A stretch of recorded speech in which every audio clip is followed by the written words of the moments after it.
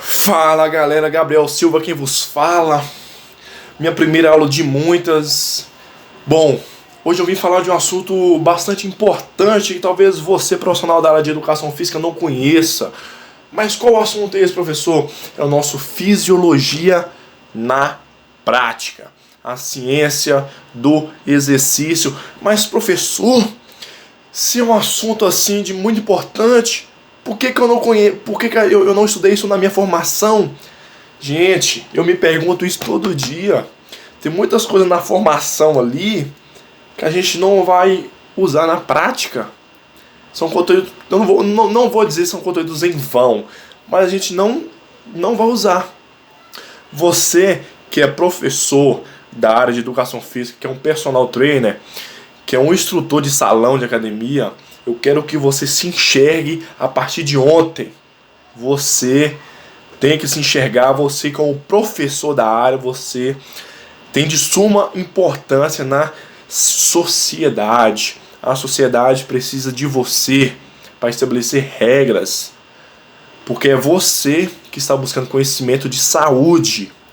A educação física é saúde, você vai estar levando saúde para a sua sociedade. Gente, eu estou muito maravilhado aqui porque você está vendo a minha aula. Não é por mim e nem é por você, é pela nossa educação física. A gente está cada vez mais buscando conhecimento.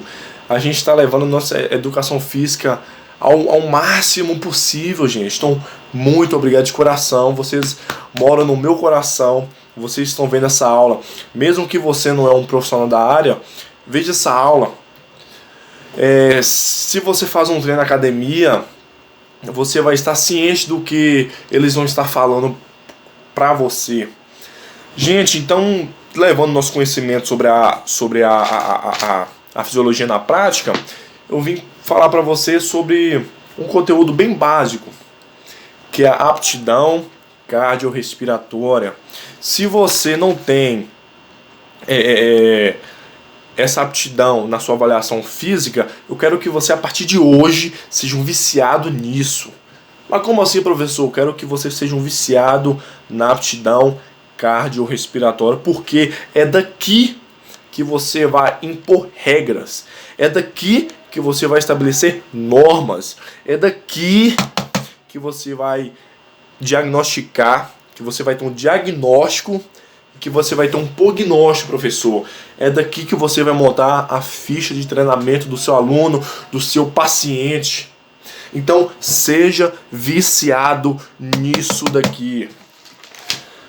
Gente, VO2 máximo. O que é um VO2 máximo, professor? É o consumo máximo de oxigênio. É o consumo máximo que o seu coração vai bombear. É o consumo máximo que o seu coração vai gerar oxigênio para o resto do seu organismo. O nosso assunto hoje é VO2 máximo. Consumo máximo de oxigênio. Como eu havia falado para vocês, a aptidão cardiorrespiratória, professor, o que é uma aptidão cardiorrespiratória? É onde o coração vai captar, vai transmitir e vai utilizar o oxigênio. Onde ele vai captar, transmitir e utilizar o oxigênio. Então, seja bem-vindo na minha aula, da primeira de muitas. Falando sobre o VO2 máximo, que é a capacidade máxima do organismo, onde o organismo vai utilizar o oxigênio sendo transmitido para dentro do nosso organismo.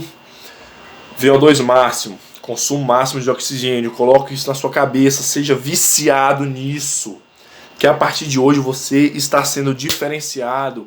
Você vai estar na frente, uns 400% na frente de qualquer outro profissional da área. Levando em consideração o VO2 máximo, vamos tratar de duas hipóteses do VO2 máximo: o débito cardíaco e a diferença arteriovenosa máxima. Mas, professor, o que é um débito cardíaco?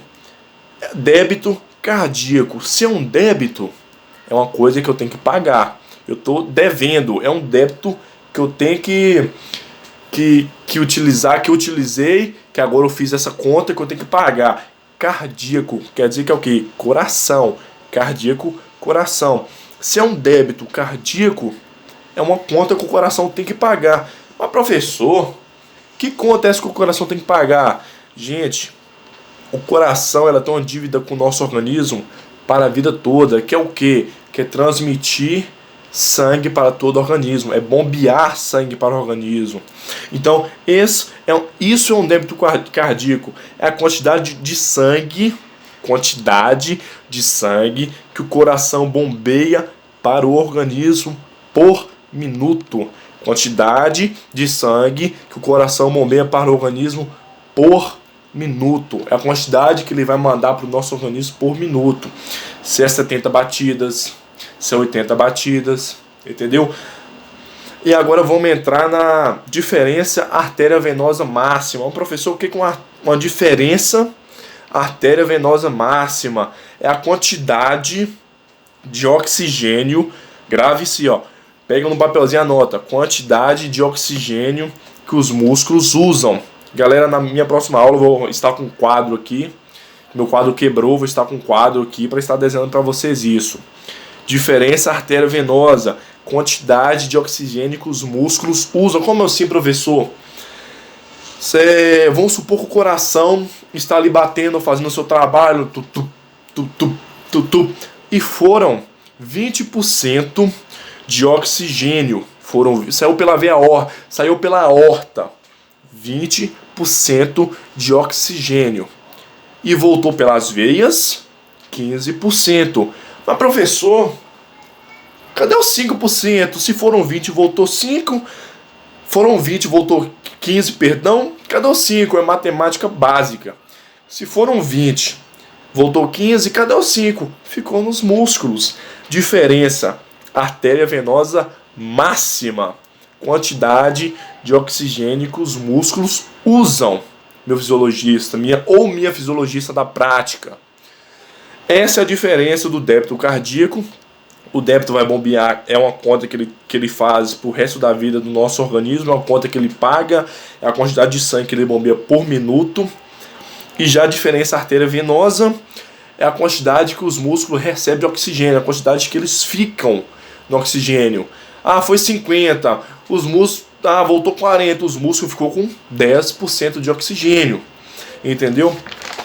Falando de débito cardíaco, falando de diferença artéria venosa, o nosso débito cardíaco, entretanto, ele tem duas ênfases. Mas, professor, o débito cardíaco tem duas ênfases? Tem duas ênfases. Como assim? Já que o débito cardíaco tem uma conta para pagar, o que ele vai impor nele? Ele vai ter a frequência cardíaca. A frequência cardíaca. Se é uma frequência cardíaca, ele tem que manter uma frequência de batimento. É uma frequência de batimento. Então, já que é uma frequência cardíaca, é a quantidade de batimento que ele tem por minuto. BPM. Batimento por minuto. Frequência cardíaca. Batimento por minuto. Mas, professor, qual que é a outra? A outra é o volume sistólico máximo. O que é um volume sistólico máximo, professor? É um volume de ejeção máximo. É a quantidade de algo. Se é um volume sistólico, é uma quantidade de algo. É uma quantidade que o coração vai bombear. E o que o coração bombeia? Isso, meu fisiologista. Sangue. Vontade de dar um abraço, fisiologista. Mentalmente, de dar um abraço mentalmente, meu fisiologista ou minha fisiologista. Volume sistólico. É volume de ejeção. Quantidade que o coração bate por algo. Frequência cardíaca. É o batimento por minuto. Frequência cardíaca, batimento por minuto. Volume sistólico. É o volume máximo que ele bate o sangue. É um volume que ejeta do coração. Ou pode ser o sístole, ou pode ser o sangue normal. É a quantidade sistólica.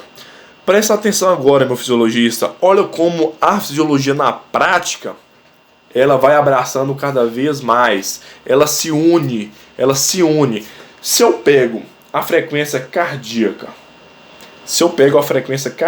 de sangue, e multiplico pela quantidade de batimento, mais uma vez, se eu pego a frequência cardíaca que é a quantidade de batimento, e multiplico pelo volume sistólico, que é a quantidade de sangue que sai do coração, vai dar o meu débito cardíaco, meu fisiologista.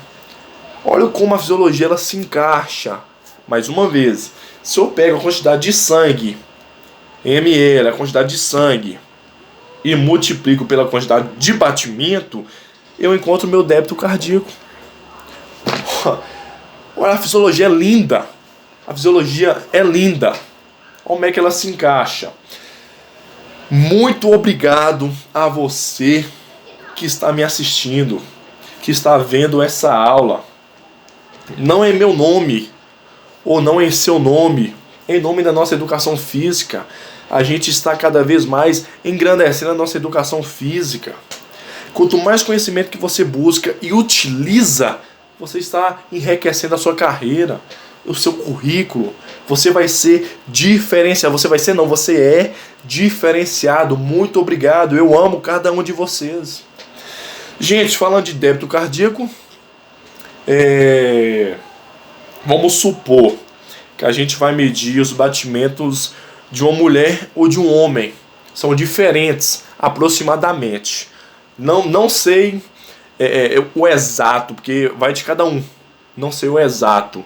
Mas se eu pego um homem e uma mulher em repouso, em descanso, sem estiver com preocupação, eu vou ter no homem uns batimentos de 80 a 90 mililitros de sangue, ou ml de sangue, de 80 a 90, o homem, batimento em repouso. Se eu pego uma mulher em repouso, ela vai ter de 70 a 80 ml de sangue bombeado. Mas professor, e se eu estou fazendo atividade física? Aí é diferente.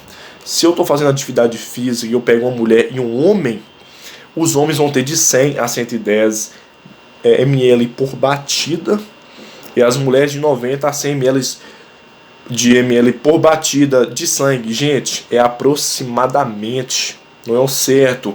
Tem homens que passam de 100 a 110 ml por batidas, tem mulheres que passam aproximadamente. Mas você deve estar se perguntando, mas professor, por que as mulheres têm uma frequência menor? Se você está se perguntando isso, parabéns, que eu também me perguntava isso. Gente, se os homens têm uma frequência máxima que as mulheres, por questões genéticas, as mulheres possuem um nível de massa muscular menor que os homens, por questões genéticas. Se eu pegar homens ao todo e mulheres ao todo, não estou falando de mulheres e homens de academia, homens ao todos e mulheres ao todos, com o mesmo nível de condicionamento. Lógico que vai ter mulheres que vai ter uma quantidade de massa muscular maiores que a dos homens, mas eu estou falando de pegar ao todo. Mas professor, e aquelas mulheres que têm coração de mãe? Sempre cabe mais um. Mesmo essas mulheres que têm coração de mãe vão ter pouca massa muscular se você for relevar os homens ao todo. Então, meu fisiologista da prática, espero que vocês tenham entendido a importância do VO2 máximo, da aptidão cardiorrespiratória que você pode impor a partir de hoje para o seu aluno, que você tem que saber isso para você fazer o seu treino, para você elaborar o seu treino, você tem que saber até onde o seu aluno vai. Se ele está com 70 batimentos e se ele vai até 120, você tem um treino, você vai elaborar um treino para ele ali na questão do batimento, que é até onde ele aguenta. Porque se você não tiver isso, como que você vai passar um cardio para o seu aluno, uma corrida na esteira, um treinamento forte? Como você vai passar um treinamento para ele se você não sabe aonde ele está, até onde ele pode chegar, se você não tem um diagnóstico e se você não tem um prognóstico disso? Então, muito obrigado para você que assistiu a minha aula. Eu amo vocês. Eu vou trazer para vocês em aulas futuras a prática. A gente estuda aqui a fisiologia na prática. Eu vou trazer para vocês a aula na prática nisso. Aulas futuras aí. Minha primeira aula está sendo hoje. Então, muito obrigado para você, fisiologista, na prática. Fique ligado, hein? Muito obrigado. Fui!